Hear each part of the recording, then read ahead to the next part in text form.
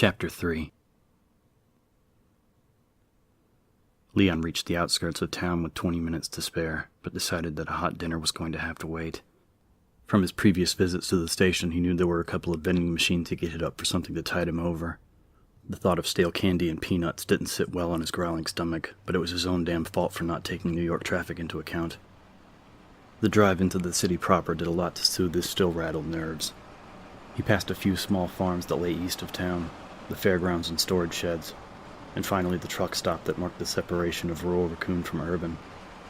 Something about knowing he was going to be patrolling those back roads before long, keeping them safe, gave him a surprising sense of well-being, and not a little pride.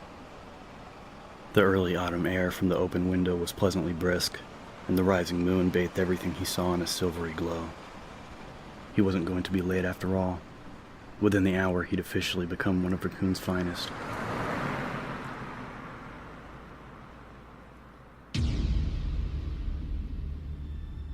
As Leon turned the Jeep down Bybee, heading for one of the main north-south streets that would take him to the RPD building, he got his first hint that something was very wrong.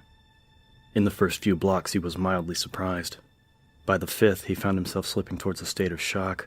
It wasn't just strange, it was impossible.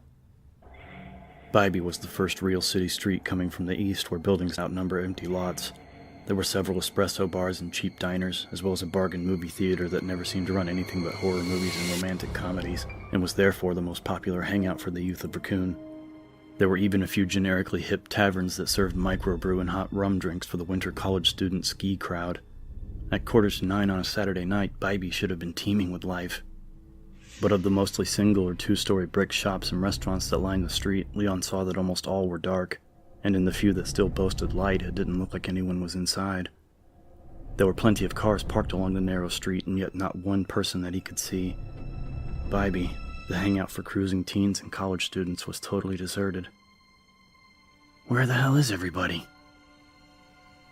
His mind grasped for answers as he crept down the silent street, searching desperately for a reason, and for some way to alleviate the sweaty anxiety that had once again settled over him.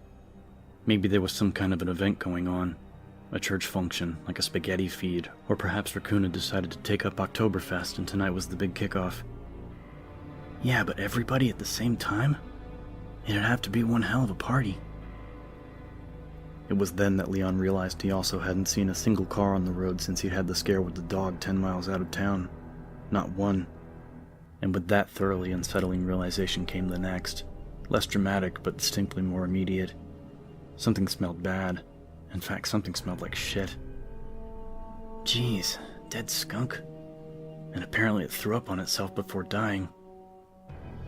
He'd already slowed the Jeep to a crawl and had planned to take a left on Powell, just a block ahead, but that horrible smell and the total absence of life were giving him a serious case of the creeps. Maybe he should stop and check things out, look around for some sign of... Oh, hey! Leon grinned, relief flooding through his confusion. There were a couple of people standing at the corner, practically right in front of him. The streetlight was out on their side, but he could see them in silhouette clear enough. A couple. A woman in a skirt and a big man wearing work boots. As he got closer, he could see from the way they moved heading south on Powell that they had to be monumentally drunk. Both of them staggered into the shadows cast by an office supply store and out of sight. He was going that direction anyway. No harm in stopping to ask what was going on, was there?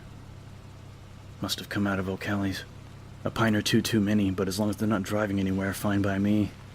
Am I going to feel stupid when they tell me that tonight's the big free concert or the all-you-can-eat town barbecue? Almost giddy with relief, Leon turned the corner and squinted into the heavy shadows, looking for the pair. He didn't see them, but there was an alley tucked between the supply store and the jewelry shop. Maybe his two drunk friends had ducked in for a bathroom break, or something even less legal.